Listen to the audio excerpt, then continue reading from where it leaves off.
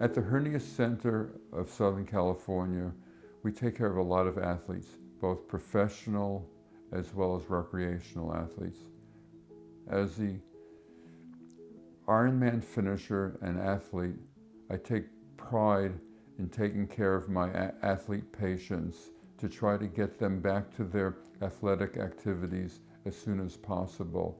Typically, the first month, the athletes primarily are doing aerobic activity.